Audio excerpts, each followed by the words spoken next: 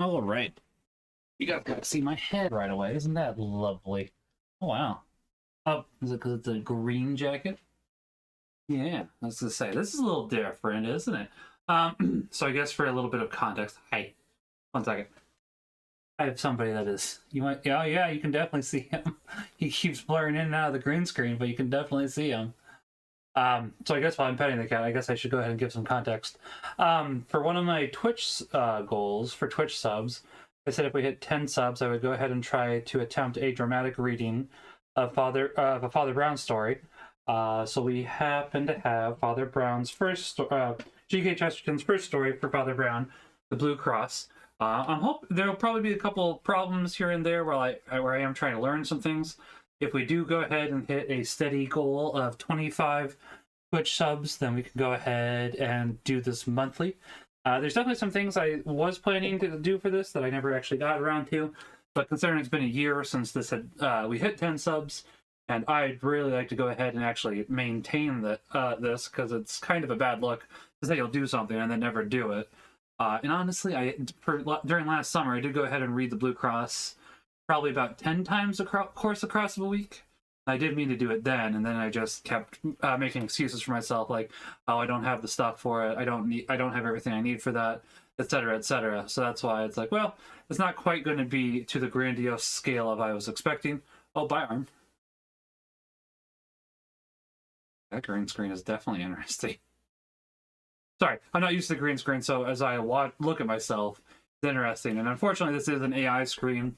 AI generated art, not my favorite, but I figured that this happens to look a little bit better. I don't have access to a nice looking library like this, so I went ahead and put in a prompt for GK Chesterton's library. I actually kind of like it because, as you can tell by the background, I think overall it didn't do an awful job. Not gonna lie, I'm not the biggest fan of AI art, but I think at this point I am unintentionally prolonging it. So I do want to go ahead and do this. As I said, this is meant to be an attempt at a dramatic reading of G.K. Chesterton's first Father Brown story, The Blue Cross. Hopefully that we can go ahead and try this again another time, because as I said, I think there's definitely things I could improve upon this. So, ha. The Blue Cross.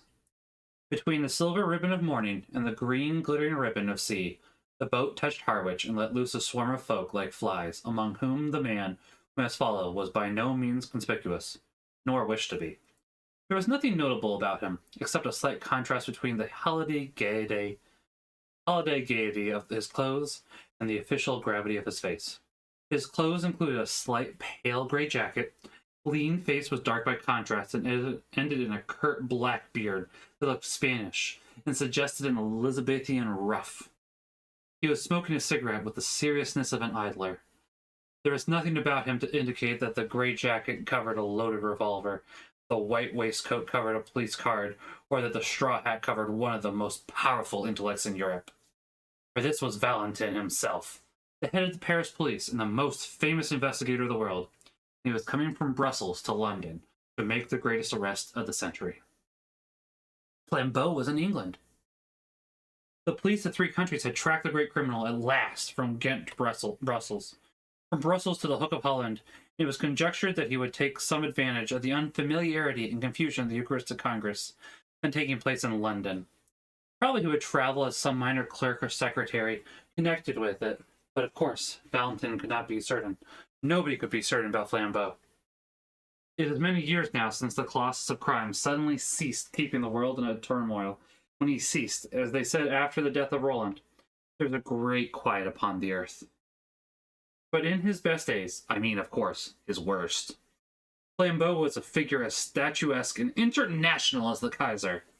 Almost every morning, the daily paper announced that he had escaped the consequences of one extraordinary crime by committing another.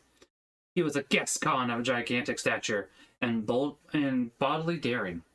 And the wildest tales were told of his outbursts of athletic humor. How he turned the jeu d'instruction upside down and stood him on his head.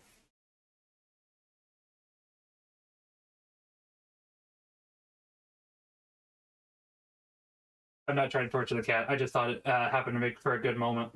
He was there and available. I'm not trying to torture you, buddy. I don't know if that even came through the camera or not. Once again, not trying to torture him. He's a good boy. Give me 1 second. I want to make sure that he knows that I wasn't trying to be mean to him. I wasn't trying to be mean. I promise. I was using you as a prop. Maybe I should have grabbed something else. Sorry, buddy. Not meant to be cruel to you. I promise. Come on. Oh, you want some more? Okay, give me 1 second, folks.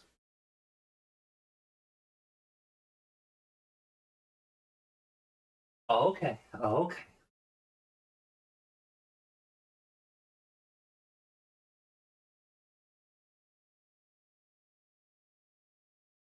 Hold on. Let me do my work. Come on, go find Mama. Not Mama. Go find your female owner. Upside down and stood on his head to clear his mind. He ran down the Rue de Rivoli with a policeman under each arm. It is due to him to say that his fantastic physical strength was generally employed in such bloodless though undignified scenes. His real crimes were chiefly those of ingenious and wholesale robbery. But each of his thefts was almost a new sin, and would make a story by itself. It was he who ran the great Tyrolean dairy company in London, with no dairies, no cows, no carts, no milk, but with some 1,000 subscribers. These he served by the simple operation of moving the little milk cans outside people's doors to the doors of his own customers. It was he who had kept up an unaccountable and close correspondence with a young lady whose whole letter bag was intercepted by the extraordinary trick of photographing his messages infinitesimally small upon the slides of a microscope. A sweeping simplicity, however, marked many of his experiments. It said that he once repainted all the numbers in a street in the dead of night merely to divert one traveler into a trap. It is quite certain that he invented a portable pillar box, which he put up at corners in quiet suburbs on the chance of strangers dropping postal orders into it. Lastly, he was known to be a startling acrobat. Despite his huge figure, he could leap like a grasshopper and melt into tree hops like a monkey. Hence the great Valentin, when he set out to find Flambeau, was perfectly well aware that his adventures would not end when he had found him. But how was he to find him? On this, the great Valentin's ideas were still in process of settlement. There was one thing which Flambeau, with all his dexterity of disguise, could not cover, and that was his singular height. If Valentin's quick eye caught a tall apple woman, a tall grenadier, or even a tolerably tall duchess, he might have arrested them on the spot. But all along his train, there was nobody that could be a disguised Flambeau, any more than a cat could be a disguised giraffe. About the people on the boat, he had already satisfied himself. The people picked up at Harwich or on the journey limited themselves with certainty to 6. There was a short railway official traveling up to the terminus. 3 fairly short market gardeners picked up 2 stations afterwards. 1 very short widow lady going up from a small Essex town, and a very short Roman Catholic priest going up from a small Essex village. When it came to the last case, Val gave it up and almost laughed. The little priest was so much the essence of those eastern flats. He had a face as round and dull as a Norfolk dumpling. He had eyes as empty as the North Sea. He had several brown paper parcels, which he was quite incapable of collecting. The Eucharistic Congress had doubtless sucked out of their local stagnation many such creatures, blind and helpless, like moles disinterred. Valentin was a skeptic in the severe style of France, and could have no love for priests. But he could have pity for them, and this one might have provoked pity in anybody. He had a large, shabby umbrella, which constantly fell on the floor. He did not seem to know which was the right end of his return ticket. He explained with a moon-calf simplicity to everybody in the carriage that he had to be careful because he had something made of real silver with blue stones in one of his brown paper parcels. This quaint blending of Essex flatness with saintly simplicity continuously amused the Frenchman till the priest arrived, somehow, at Stratford, with all his parcels, and came back for his umbrella. When he did the last, Valentine even had the good nature to warn him not to take... When he did the last, Valentine even had the good nature to warn him not to take care of the silver by telling everybody about it. But to whomever he talked, Valentine kept his eye open for someone else. He looked out steadily for anyone, rich or poor, male or female. He was well up to 6 feet. Her flambeau was 4 inches above it. He alighted at Liverpool Street, however, quite conscientiously secure that he had not missed a criminal so far. He then went to Scotland Yard to regularize his position and arrange for help in case of need. He then lit another cigarette and went for a long stroll in the streets of London. As he was walking the streets and squares beyond Victoria, he paused suddenly and stood. It's a quaint, quiet square, very typical of London, full of an accidental stillness. The tall, flat houses round looked at once prosperous and uninhabited. The square of shrubbery in the center looked as deserted as a green Pacific islet. One of the 4 sides was much higher than the rest, like a dais. The line of this side was broken by one of London's admirable accidents. A restaurant that looked as if it had strayed from Soho. It was an unreasonably attractive object, with dwarf plants in pots and long striped blinds of lemon yellow and white. It stood specially high above the street, in the usual patchwork way of London. A flight of steps from the street ran up to meet the front door, almost as a fire escape might run up to a first-floor window. Valentin stood and smoked in front of the yellow-white blinds and considered them long. The most incredible thing about miracles is that they happen. A few clouds in heaven do come together into the starry shape of one human eye. A tree does stand up in the landscape of a doubtful journey in the exact and elaborate shape of a note of interrogation. I have seen both these things myself within the last few days. Nelson does die in the instant of victory, and a man named Williams does quite accidentally murder a man named Williamson. Sounds like a sort of infanticide. In short, there is in life an element of elfin coincidence which people reckoning on the prosaic may perpetually miss. As it has been well expressed in the paradox of Poe, wisdom should reckon on the unforeseen. Artist Valentin was unfathomably French. The French intelligence is intelligence specially and solely. He was not a thinking machine. That is a brainless phrase of modern fatalism and materialism. Machine only is a machine because it cannot think. He was a thinking man and a plain man at the same time. All his wonderful successes that looked like conjuring had been gained by plodding logic, by clear and commonplace French thought. The French electrify the world not by starting any paradox. They electrify it by carrying out a truism. They carried truism so far, as in the French Revolution. But exactly because Valentin understood reason, he understood the limits of reason. Only a man who knows nothing of motors talks of motoring without petrol. Only a man who knows nothing of reason talks of reasoning without strong, undisputed first principles. Here he had no strong first principles. Flambeau had been missed at Harwich, and if he was in London at all, he might be anything from a tall tramp on Wimbledon Common to a tall toastmaster at the Hotel Metropole. In such a naked state of nescience, Valentin had a view and a method of his own. In such cases, he reckoned on the unforeseen. In such cases, when he could not follow the train of the unreasonable, he coldly and carefully followed the train of the unreasonable. Instead of going to the right places, banks, police stations, rendezvous, he systematically went to the wrong places, knocked at every empty house, went around every cul-de-sac, turned down every cul-de-sac, went up every lane blocked with rubbish, went around every crescent that led him uselessly out of the way. He defended this crazy course quite logically. He said that if one had a clue this was the worst way. If one had no clue at all, it was the best, because there was just the chance that any oddity that caught the eye of the pursuer might be the same that caught the eye of the pursued. Somewhere a man must begin, and it had better be just where another man might stop. Something about that flight of steps up the shop, something about the quietude and quaintness of the restaurant, roused all the detective's rare romantic fancy. Made him resolve to strike at random. He went up the steps and, sitting down by the window, asked for a cup of black coffee. It was halfway through the morning, and he had not breakfasted. A slight other breakfast stood about on the table to remind him of his hunger.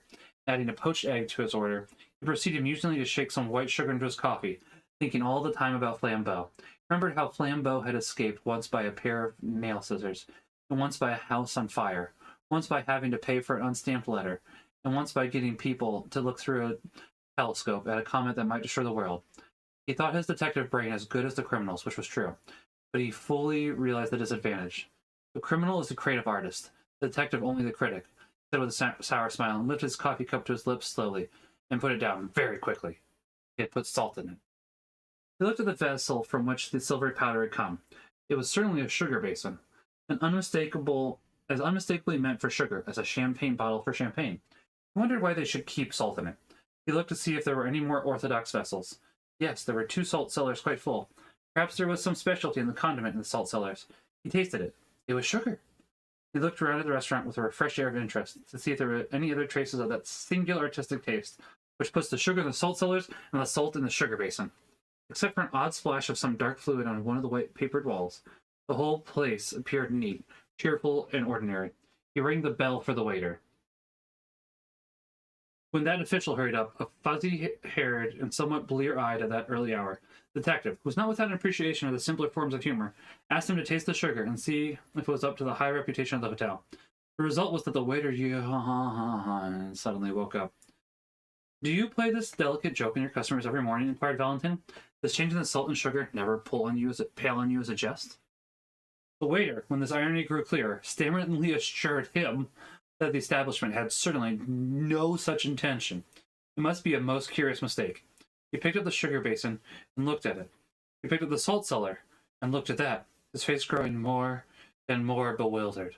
Last, he abruptly excused himself and, hurrying away, returned in a few seconds with the proprietor. The proprietor also examined the sugar basin and the salt cellar. The proprietor also looked bewildered. Suddenly, the waiter seemed to grow inarticulate with a rush of words. "I think," he stuttered eagerly, "I think it was those 2 clergymen." "What 2 clergymen?" "2 clergymen," said the waiter, "that threw soup at the wall."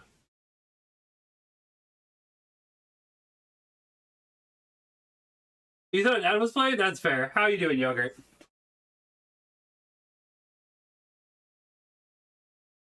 No, I'm just doing my promised reading of Father Brown, finally. I'm trying to do it slightly dramatically, at least, or at least entertainingly. "Threw soup at the wall," repeated Valentin, feeling sure this must be some Italian metaphor.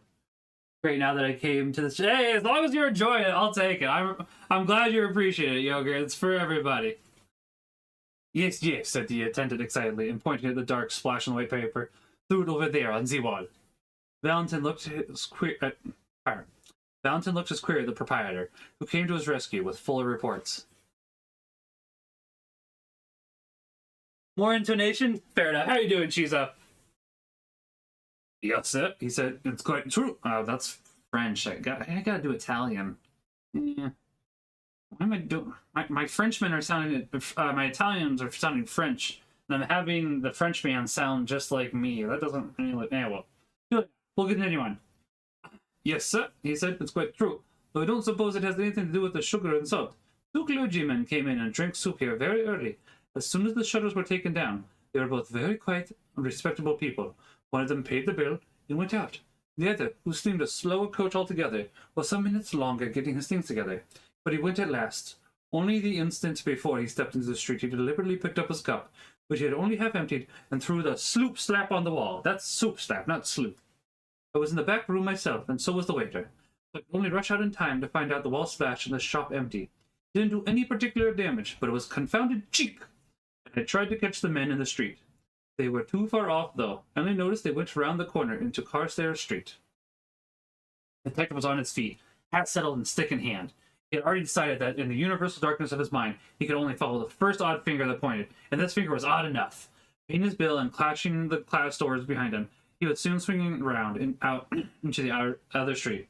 It was fortunate that even at such fevered moments, like his eye was cool and quick. Something in the shop front went by him like a mere flash, yet he went back to look at it.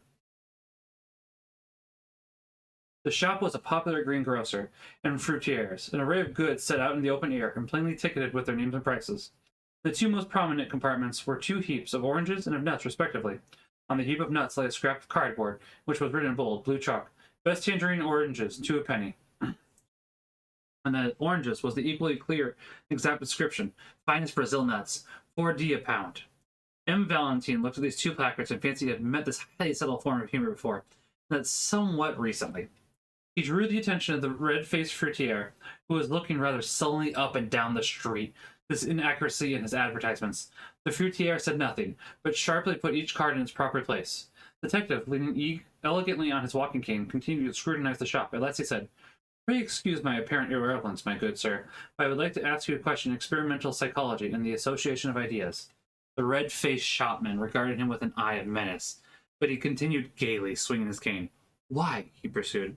Why are 2 tickets randomly placed in a greengrocer's shop, like a shovel hat that has come to London for a holiday? Or, in case I do not make myself clear, what is the mystical association which connects the idea of nuts, oranges, oranges, with the idea of 2 clergymen, one tall and the other short? The eyes of the tradesman stood out of its head like a snail's. He really seemed for an instant likely to fling himself upon the stranger. At last he stammered angrily, I don't know what you have to do with it, but if you're one of their friends, you can tell them from me. They'll knock their silly heads off, parsons or no parsons, if they upset my apples again.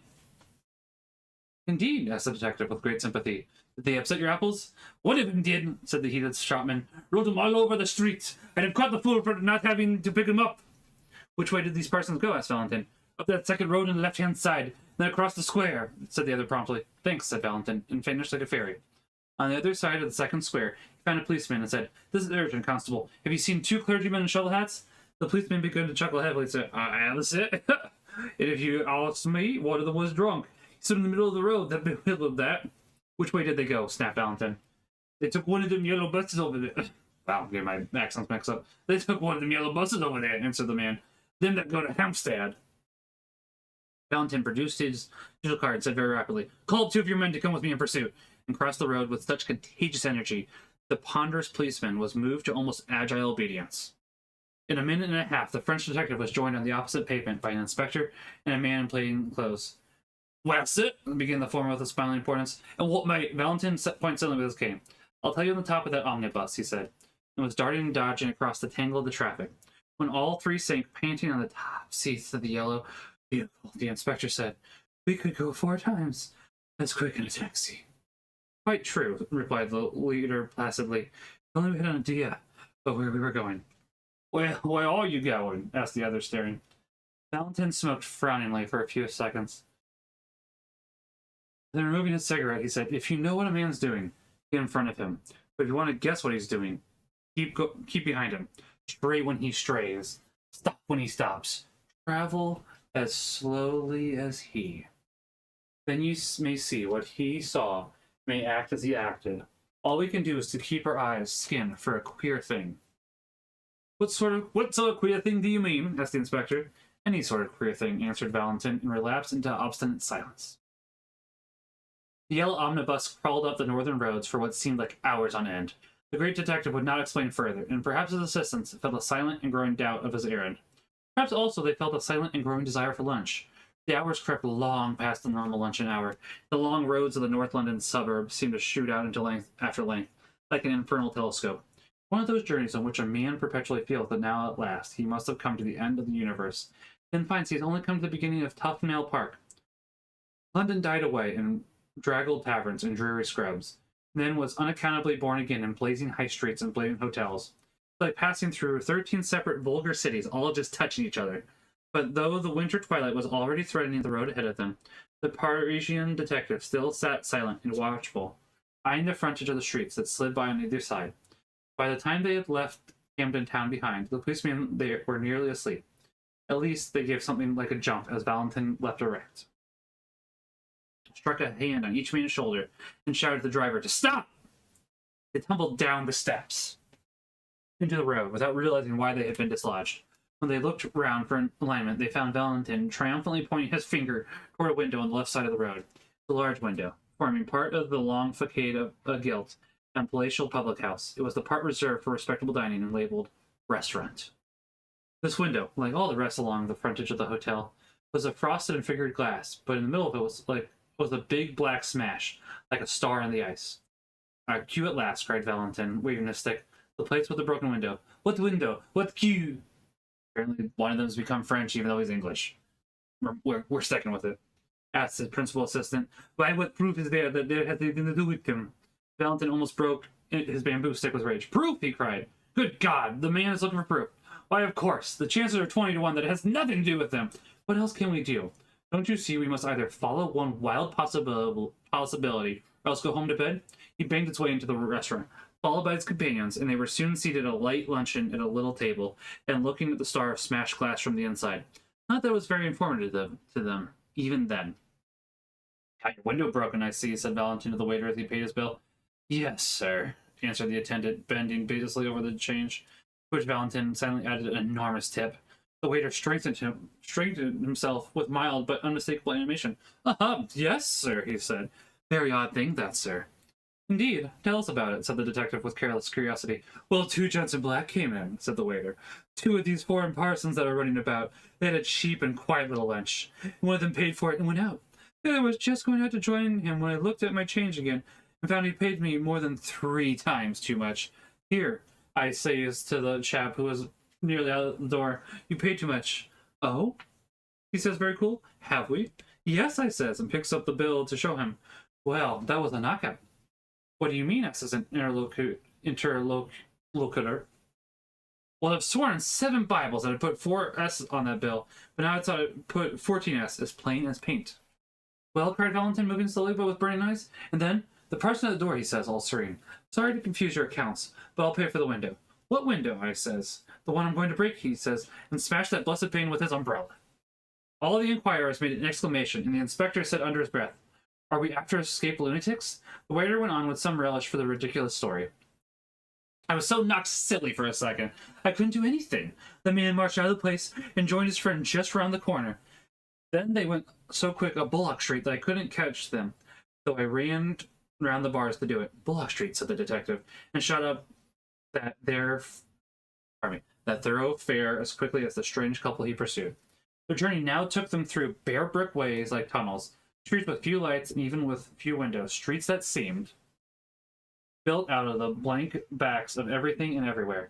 Dusk was deepening, and it was not easy even for the London policemen to guess in what exact direction they were treading. The inspector, however, was pretty certain that they would eventually strike out some part of Hampstead Heath. Abruptly, one bulging gaslit window broke the blue twilight like a bull's-eye lantern. Valentin stopped an instant before a little garish sweet-stuff shop. After an instant's hesitation, he went in. He stood amid the gaudy colors of the confectionery with entire gravity, and bought 13 chocolate cigars with a certain care. He was clearly preparing an opening, but he did not need one. An angular, elderly young woman in the shop had regarded his elegant appearance with a merely automatic inquiry. But when she saw the door behind him blocked with the blue uniform of the inspector, her eyes seemed to wake up. Oh! She said. You've come about that parcel of sent it off already? Parcel? Repeated Valentin. It was his turn to look inquiring. I mean the parcel the gentleman left. The clergyman gentleman. For goodness sake, said Valentin, leaning forward with his first real confession of ingrateness. For heaven's sake, tell us what happened exactly. Well, said the woman a little doubtfully, the clergyman came in about half an hour ago and bought some peppermints and talked a bit, and went off towards the heath. A second after, one of them runs back to the shop and says, Have I left a parcel? Well, I looked everywhere and couldn't see one, so he says, Never mind, but if it should turn up, please post it to this address. And he left me the address and a shilling for my trouble. And sure enough, though I thought I'd looked everywhere, I found he left a brown paper parcel, so I posted it to the place he said. I can't remember the address now. It was somewhere in Westminster, but the thing seemed so important, I thought perhaps the police had come about it. So they have, said Valentin shortly. Is Hampstead Heath near here? Straight on for 15 minutes, said the woman. And you'll come right out on the open. Valentin sprang out the shop, began to run. The other detectives followed him at a reluctant trot. If we do this again, I gotta get a better woman voice. That's all I'm gonna say. Oh gosh, I forgot to disable that. Hi, Alon, how are you? That was meant to be for one stream, not for this one. I guess I'll give it. I forgot to disable it. How you doing, Alon? Also, that's probably some awful reverb. I apologize. I meant to disable that. I should have put my headphones back on. How you doing, Lone?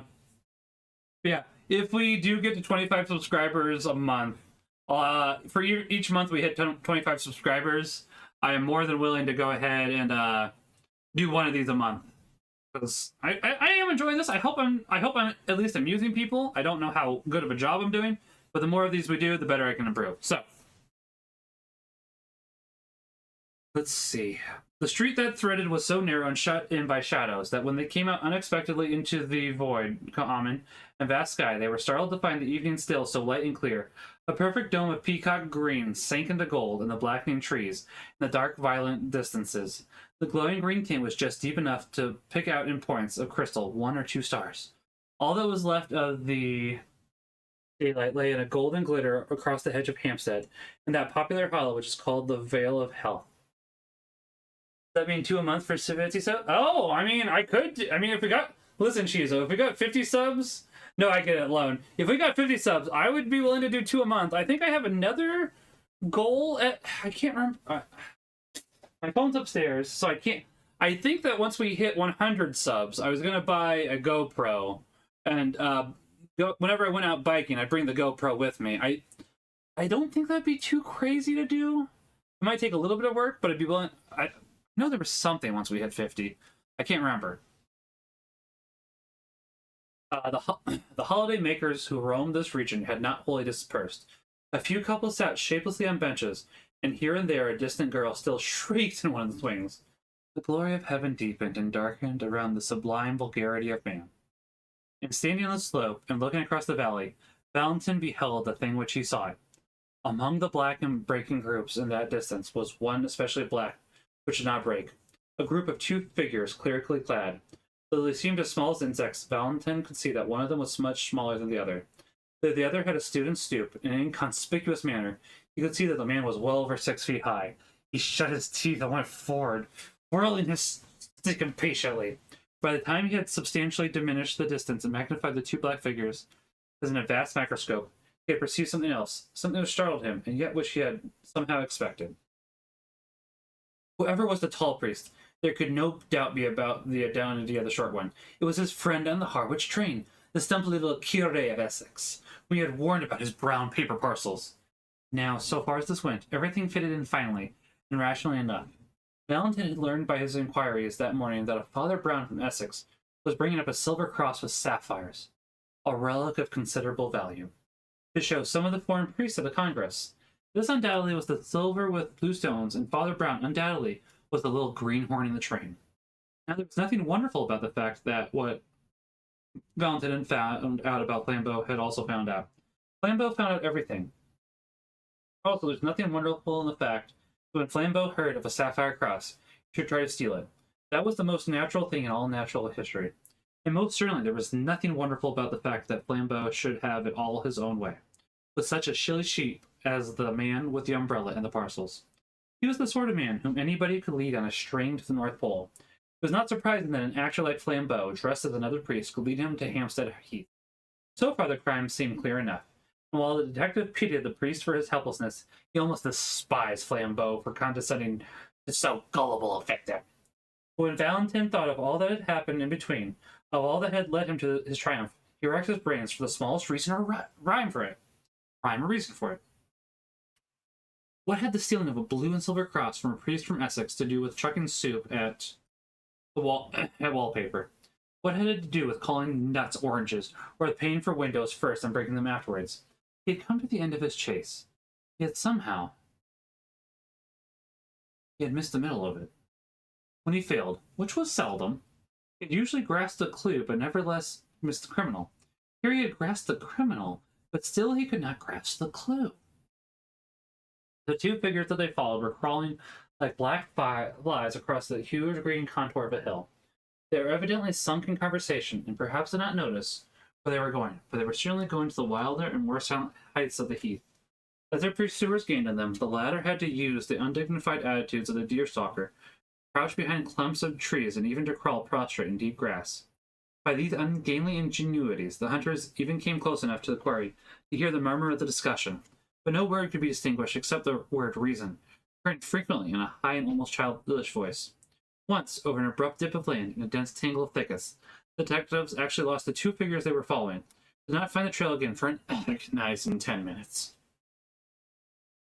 And then they led round the brow of a great dome of a hill overlooking an amphitheater of rich and desolate sunset scenery. Under a tree on this commanding yet neglected spot was an old ramshackle wooden seat.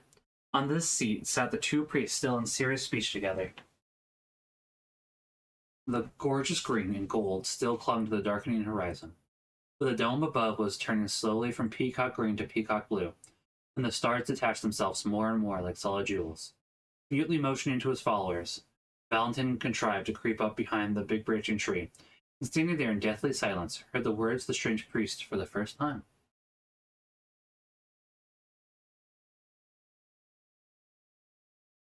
I put it back on screen, but that's fine. Green screen, well, I guess I'll have to work on that too. All right. After he had listened for a minute and a half, he was gripped by a devilish doubt. Perhaps he had dragged the two English policemen to the waste of a nocturnal heath on an errand no saner than seeking figs on thistles. The two priests were talking exactly like priests, piously, with learning and leisure, about the most aerial enigmas of theology. The little Essex priest spoke the more simply, with his round face turned to the strengthening stars. The other talked with his head bowed, as if he were not even worthy to look at them. But no more innocently clerical conversation could have been heard in any white Italian cloister or black Spanish cathedral. The first he heard was the trail of one of Father Brown's sentences, which ended, "Well, they really meant in the Middle Ages, by the heavens being incorruptible." The elder priest nodded his bowed head and said, "Ah, yes, these modern infidels appeal to their reason. But who can look at those millions of worlds and not feel that there may well be a wonderful universe above us where reason is utterly unreasonable?" "No," said the other priest. "Reason is always reasonable, even in the last limbo, in the last borderland of things. I know that people charge the church with lowering reason, but it's just the other way. Alone on earth, the church makes reason really supreme. Alone on earth, the church affirms that God himself is bound to reason." The other priest raised his austere face to the spangled sky and said, "Yeah, who knows if in that infinite universe, only infinite physically," said the little priest, turning sharply in his seat, "not infinite in the sense of escaping from the laws of truth." Fountain behind his trees was tearing his fingernails with silent fury. He seemed almost to hear the snickers of the English detectives, whom he had brought so far in a fantastic guess, only to listen to the metaphysical gossip of two mild old parsons. In his impatience, he lost the equally elaborate answer of the tall cleric, and when he listened again, it was again Father Brown who was speaking. "Reason and justice grip their remotest and the loneliest star. Look at those stars. Don't they look as if they were single diamonds and sapphires? Well, you can imagine any mad botany or geology you please. Think of forest of adamant with leaves or brilliance. Think the moon is a blue moon, a single elephantine sapphire. But don't fancy that all that frantic astronomy would make the smallest difference to the reason and justice of conduct. On plains of opal, under cliffs cut out of pearl, you would still find a notice board. Thou shalt not steal." Valentin was just in the act of rising from his rigid and crouching attitude and creeping away as softly as might be, felled by the one great folly of his life, but something in the very silence of the tall priest made him stop until the latter spoke. At last he did speak. He said simply, his head bowed with his hands on his knees, "Well, I still think that other worlds may perhaps rise higher than all reason. The mystery of heaven is unfathomable, and I for one can only bow my head." Then, with brow yet bent, and without changing by the faintest shade, his attitude or voice, he added, "Just hand over that coral sapphire cross of yours, will you? We're all alone here. I could pull you to pieces like a straw dog." The utterly unaltered voice and attitude added a strange violence to the shocking change of speech. But the guard of the relic only seemed to turn his head by the smallest section of the compass. He seemed still to have a somewhat foolish face turned to the stars. Perhaps he had not understood, or perhaps he had understood, sat rigid with terror. "Yes," said the tall priest in the same low voice, in the same still posture. "Yes, I am Flambeau." And after a pause he said, "Come, will you give me that cross?" "No," said the other, and the monosyllable had an odd sound. Flambeau suddenly flung off his pontifical pretensions. The great robber leaned back in his seat, laughed a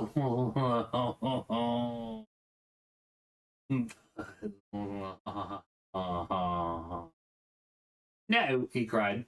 "You won't give it to me, you proud prelate? You won't give it to me, you little celibate simpleton? Shall I tell you why you won't give it me? I've already got it in my own breast pocket." The small man from Essex turned what seemed to be a dazed face in the dusk and said, with the timid eagerness of the private secretary, Are you sure?" Flambeau yelled with delight. "Really? You're as good as a three-act farce!" he cried. "Yes, you turnip! I am quite sure! I had the sense to make a duplicate of the right parcel, and now, my friend, you've got the duplicate, and I've got the jewels. No dodge, Father Brown, a very little dodge." "Yes," said Father Brown, and passed his head through his hair with a strange vagueness of manner. "Yes, I've heard of it before." The colossus of crime leaned over to the little rustic priest with a sort of sudden interest. "You have heard of it?" he asked. "What have you heard of it?" "Well, I mustn't tell you his name, of course," said the little man simply. "He was a penitent, you know. He had lived prosperously for about 20 years entirely on duplicate brown paper parcels. And so, you see, and I began to suspect you. I thought of this poor chap's way of doing it at once. Began to suspect me, repeated the outlaw with increased intensity. Did you really have the gumption to suspect me just because I brought you up to this bad part of the heath? Oh, no, said Brown with an air of apology. You see, I suspected you when we first met. That little bulge up the sleeve where your people had the spiked bracelet. How intolerant, cried Flambeau. Did you ever hear the spiked bracelet? Oh, one's little flock, you know, said Father Brown, aching his eyebrows rather blankly. When I was a curate in Hartlepool, there were 3 of them with spiked bracelets. So as I suspected you from the first, don't you see? I made sure that the cross should go safe. Anyhow, I'm afraid I watched you, you know. The last I saw you change the parcels. Then don't you see? I changed them back again, and then I left the right one behind. Left it behind, repeated Flambeau, and for the first time there was another note in his voice beside his triumph. Well, it was like this, said the little priest, speaking in the same unaffected way.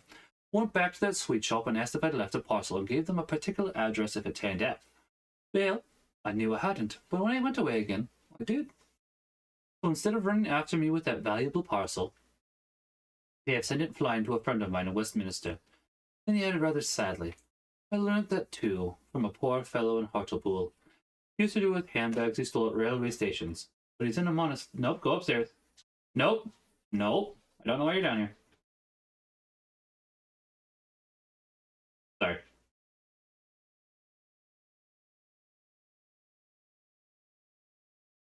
Hartlepool. He used to do with handbags he stole at railway stations, but he's in a monastery now. Oh, one gets to know, you know, he added, rubbing his head again with the same sort of desperate apology. You can't help being priest.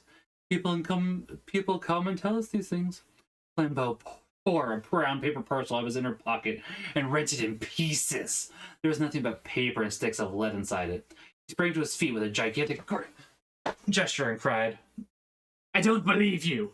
I don't believe a bumpkin like you could manage all that. I believe you still got the stuff on you. And if you don't give it up, why, you're alone, and I'll take it by force. No, said Father Brown simply, and stood up also. Minimax, go upstairs. The cat's looking at you, so I know you're still there. No, said Father Brown simply, and stood up also. You won't take it by force. First, because I really haven't still got it. And second, because we're not alone. Flambeau stopped in his stride forward. Behind that tree, said Father Brown, pointing, are 2 strong policemen and the greatest detective alive. How did they come here, do you ask? I brought them, of course. How did I do it? Well, I'll tell you if you like. Lord bless you, we have to know 20 such things when we work among the criminal classes. Well, I wasn't sure you were a thief. It would never do to make a scandal against one of our own clergy. So I just tested you to see if anything would make you show yourself. A man generally makes a small scene if he finds salt in his coffee. If he doesn't, he has some reason for keeping quiet. I changed the salt and sugar, and you kept quiet. A man generally objects if his bill is 3 times too big. If he pays it, he has some motive for passing unnoticed. I altered your bill, and you paid it. The world seemed waiting for Flambeau to leap like a tiger, but he was held back as by a spell. He was stunned with the utmost curiosity. Well, went on Father Brown with lumbering lucidity, as you wouldn't leave any tracks for the police, of course somebody had to. Every place we went to, I took care to do something that would get us talked about for the rest of the day. It didn't do much harm. A splashed wall, split apples, a broken window, but it saved the cross, as the cross will always be saved. It is at Westminster by now. I rather wonder why you didn't stop it with the donkey's whistle. With the what? Asked Flambeau. I'm glad you've never heard of it, said the priest, making a face. It's a foul thing. I'm sure you're too good a man for a whistler. I couldn't have countered it even with the spots myself. I'm not strong enough in the legs. What on earth are you talking about? Asked the other. But I did think you'd know the spots, said Father Brown, apparently agreeably surprised. Oh, you can't have gone very wrong yet. How in blazes do you know all these horrors? Cried Flambeau. The shadow of a smile crossed the round, simple face of his clerical opponent. Oh, by being a celibate simpleton, I suppose. He said, has it never struck you that a man who does next to nothing but hear men's real sins is not likely to be wholly unaware of human evil? But as a matter of fact, another part of my trade, too, made me sure you weren't a priest. What? Said the thief, almost gaping. You attacked reason, said Father Brown. It's bad theology. And even as he turned away to collect his property, The three policemen came out from under the twilight trees. Flambeau was an artist and a sportsman. He stepped back and swept Valentin a great bow. Do not bow to me, mon ami, said Valentin with silver clearness. Let us both bow to our master. They both stood an instant and covered, while the little Essex priest blinked about for his umbrella. And that was the Blue Cross. And I like that. Let's see, how long have we gone? We've only gone 40 minutes. I was planning to go for a little bit longer than that. Was it only 40 minutes? Yeah, it's 50. So, I mean, we can talk about... we can talk for a couple minutes. I hope you guys enjoyed it. The main thing I want to talk about for that story is I like that as some of you might be aware, they did go ahead and adapt the Father Brown series a couple of years back. Oh gosh, a couple of years back. Probably closer to 10, maybe even 15 years back, into a BBC series. Banger of a close for the day. Oh, I appreciate that, Chizo. Thank you. As I said, I do like doing these, and I am willing to do them more. Honestly, if I might be willing to go ahead and do these once a month if we hit 10 subs.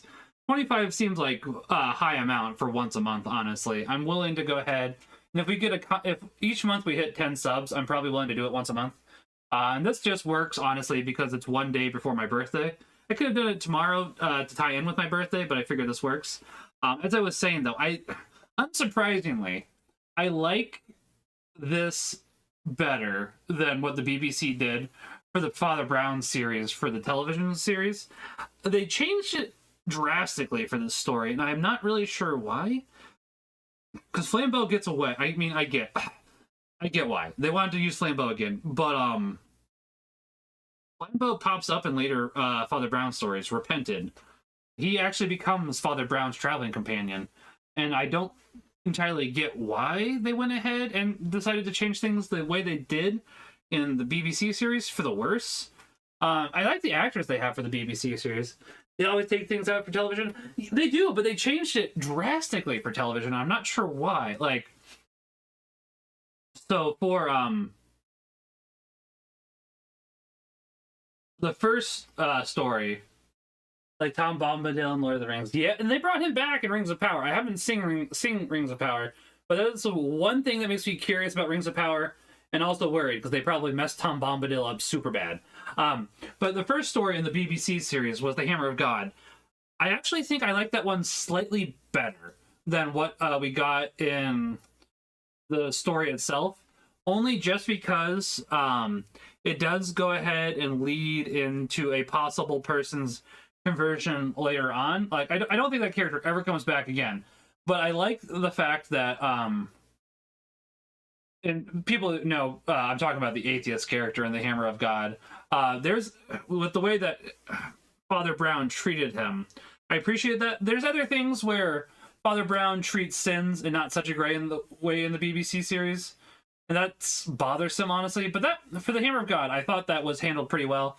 I might actually like that adaptation better. But most of the adaptations from the books are superior, honestly.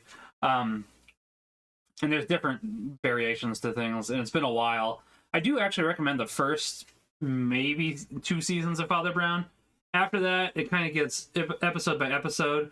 Because as I say, I don't even know if it's season 2 or season 3.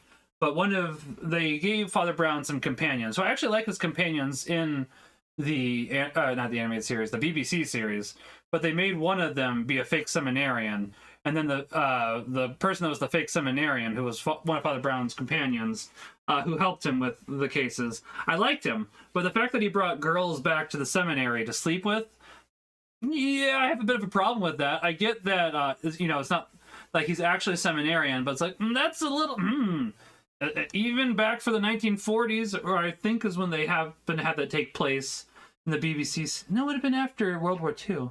Might be 1960s. Either way, the point being, it's like, that's not great, guys. You should know better. I haven't read much in the past 20 years.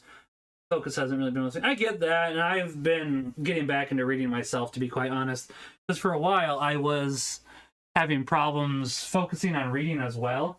I found that it gets a lot better for me to read if I'm going for a walk, which is why for days that I work, that I don't go for a run. Like today would have been one if I didn't have the day off. I had the day off. I was going to do this in the morning. Obviously, this turned out into the night. Let's see. I'm working on finishing reading the Old Testament before the end of the year. Only have a couple books to read. Nice. Is this your first time yoga? I assume you've read it before. I need to get back onto reading, being more diligent with reading the Bible. I think I've read it 4 times now. Work makes it a little bit hard at the moment, so I've been trying to be better about that. Because I work from 6:30 to 6. For the longest time, I was reading 4. So let's see. 5 days out of the week, I read the Old Testament. 2 days out of the week, I read New Testament. I find reading New Testament on Friday and Sunday worked pretty well, and then reading Old Testament the rest of the time. It works out pretty well, in my opinion, where you do 4 chapters a day. I like doing it that way. First time reading it all, nice. Next year, I really need to follow Mike more closely. I do too. If I skip Job, Psalm, Proverbs, and Isaiah because I read those for last year, that's fair. I can understand that. Those are some really good books, though. Like, honestly. I was going to say, honestly, you should go ahead and... Oh. I thought you said, I'm blanking on the name. Job is in all Bibles. The story that got taken out that's really good, that gets taken out in Protestant Bibles, that's in the Old Testament. Oh, man. I'm blanking on it, and it's one of my favorites. Starts with a D, I'm pretty sure. Tobit, that's right. Thank you. Like, I was going to say, should always reread Tobit. No, it's Tobit. You were right. Judith is also a good one. Maccabees is also 2 great ones. Technically, so I am actually wanting to look more into that. Yeah, Tobit's fantastic. Like, I can't believe that Protestants are like, take that out. It's like, what do you mean? Like, Judith is good. Maccabees 1 and 2 can be a little bit of a dry read, but is also good. I do want to look more into Maccabees 3 and 4, because I know that the Orthodox have Maccabees 3 and 4, but obviously the Catholic Church doesn't. And I've looked into that a little bit, but I'm not entirely, I want to look more into that. So obviously I do trust the church's decision, but it's something I'm curious about, you know? Because it's not like one of those crazy books like the book of Judas, I think, is one of the ones that people go and it's like, oh, it's like, nah, that's not one of the ones. You open the new Pokemon set on stream for those of us who can't get any cards. Yeah, I was gonna say next time when it comes out, I will definitely do that loan. I was gonna say I did that last Sunday. So I hadn't opened Searching Sparks. Yeah, I was gonna say most of the time alone, I will go ahead and open Pokemon cards on stream. So yeah, when those drops, I can go ahead and do that. There's as I said, Lone, there's a possibility you could still get some of the Prismatic Evolution set. The good thing about it, you need to go ahead and basically I'll tell you what, Lone. I'll let you know when new material drops. Because then, so, all right, we're getting off topic from Father Brown now onto Pokemon. Just because we were filling the time, because I want to make this at least an hour, and then I gotta go to my birthday dinner because we're getting sushi for dinner. But okay, so there's 2 different types of Pokemon releases for the trading card game: a main set and a mini set. A main set, they release all the products all at once, mostly. Some exceptions apply. I appreciate it, Lon. I'll be back tomorrow with a stream. I don't know what I'll be streaming. Either Dragon Quest or... Probably Dragon Quest, because I'd like to do more Dragon Quest. I'm having too much fun with the green screen, watching my hands disappear and stuff. Anyways, probably Dragon Quest tomorrow. But basically, a main set and a mini set. A main set, they release basically everything all at once. They probably release a little bit, like a week or 2 later. But with a mini set, they'll release trainer boxes, booster bundles, and a couple other things all at once. And then a month later, they'll release another trickle. A month later, they'll release another trickle. Booster bundles is typically what you want, because unfortunately with a mini set, you can't go and buy just a booster box. However, as I say honestly, Lone, I would probably go when it comes out, I would probably go to tcgplayer.com and just buy the cards you want as singles, because it's so much cheaper that way. 9 times out of 10. The only cards that I'm expecting to be stupid expensive, so we have had confirmed that unlike previous sets, we're actually getting Pokeball and Master Ball foils. We haven't had that before. Japan got them for $151. We didn't for some reason. But the point being, the only cards that I'm expecting to be expensive are the Missed the Fun of Gambling. Let's go gambling! Oh, dang it. But yeah, I love the gambling aspect. But yeah, I mean, if you want to just go ahead and have a viable deck, if you're interested in playing the game, Lone, I can go ahead and help with that. If you just want a viable deck, that's the way to go, because it gets expensive. But basically, I'm expecting the Pokeball foils to be a little more expensive than normal, not by much. The Master Balls are going to be very rare, apparently. So if you get anything Master Ball, that's probably going to be crazy expensive, especially if you get it on a popular evolution, which I think is most of them. What's an unpopular evolution? I want to say Leafeon, but I think even people like Leafeon. I just want the nice looking cards. That's the one I was about to get to next, Lone. The unfortunate thing is the alternate art, or whatever they're called, like the special illustration rare. It's a special illustration rare. That's what it's called. I had to think about it because it's SIR. Those ones will probably be expensive. I'm expecting... So, when Evolving Skies came out, there was a Umbreon VMAX card loan. And there might be a reason that this card was higher than normal, but it's $400 currently. I can double check that real quickly, actually, but it should still be $400. There is a possibility that that's not what the price should have been. And I'll get into more of that as I look at the price here real quickly. The main reason is it's pretty much been confirmed that Evolving Skies.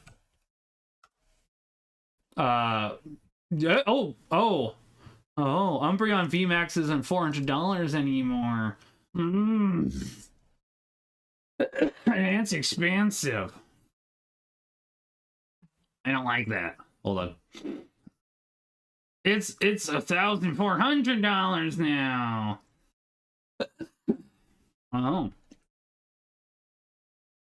Oh, I see what's going on. Okay. So people on the website for TCG Player have the Chinese versions for $500. The English version is $1,300. Yeah. However, the main... Let's see. There's a Universe Limited Edition card. Interesting. That's selling for $400. There's only 100 of them. Yeah. We have a couple like that for Pokemon too, honestly, where they were limited. Let's see. What was the other thing that I was thinking about?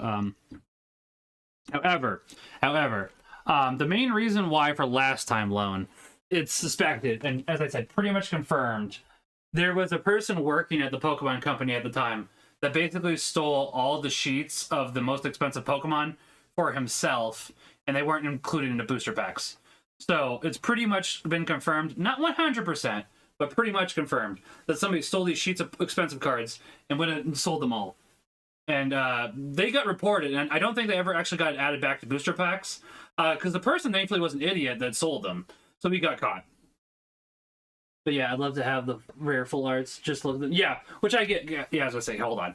While we're here, I can... I mean, I get it. Hold on. I can show you some of the ones that I've really appreciated getting when I pulled cards so far. Hold on. I gotta change the camera now. I guess I don't have to. Let me just pull the cards over here. Give me a second. I forgot that I had the green screen on, so...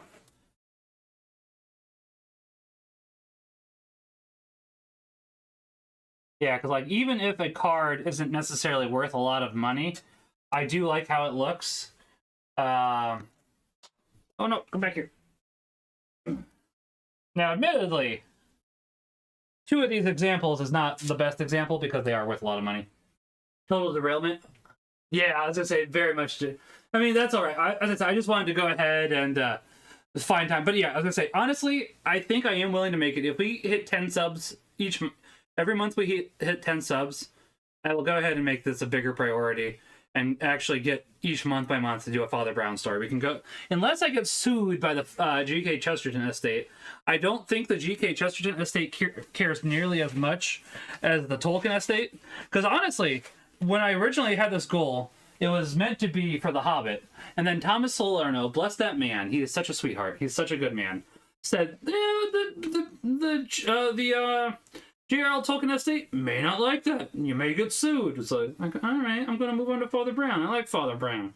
I like The Hobbit too, of course, but it's like, I don't want to get sued. But yeah, so, let's say, green screen, why? Tell me why?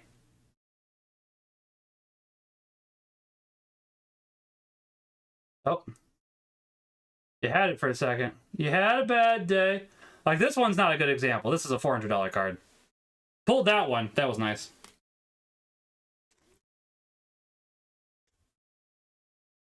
Also not a good example. $300 card. Pulled this one too. I do like the arts on these though. This one I think is a $100 card, but I just like this Zapdos is neat. I just think it's neat. And then I do like some of the older cards too. Like I gotta go ahead and get my boy for alligator here. He's my boy. And my other boy. Actually, most of the time I like my for alligators as female. I like to name them. I like to name my for alligator Fang Tasha. So I get female for alligator.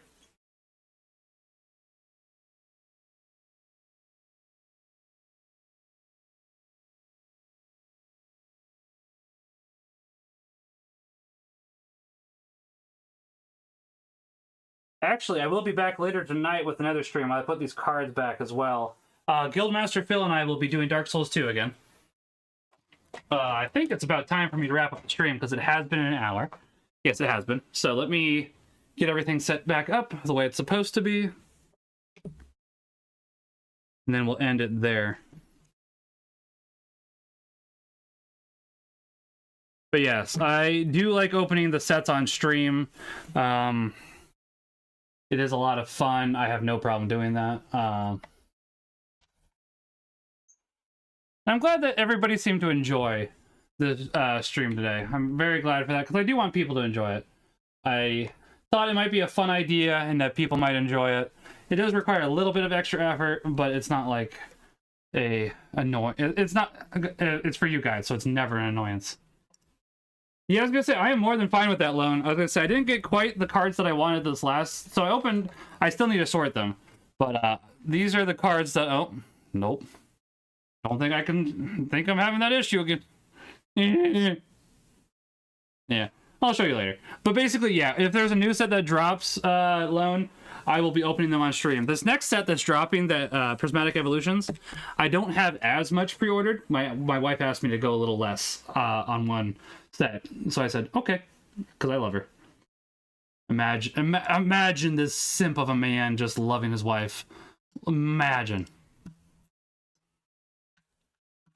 All right, let me go ahead.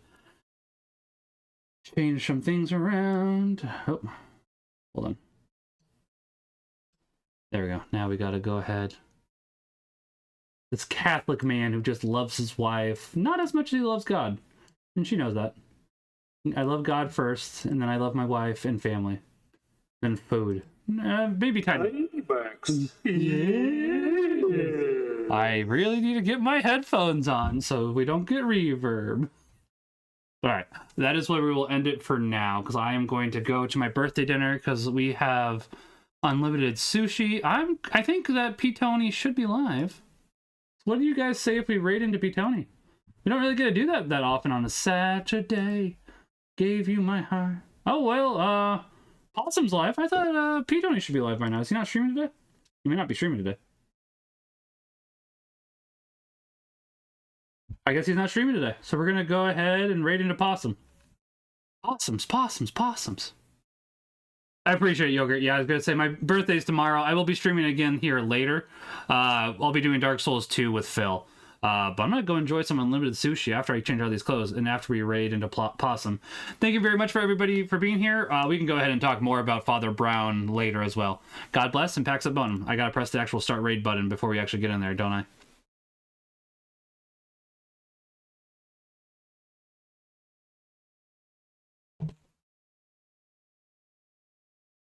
Okay. I'm gonna go ahead and raid over and then I'm gonna go to dinner and I'll be back probably about 9 o'clock with Phil. Bye guys, God bless.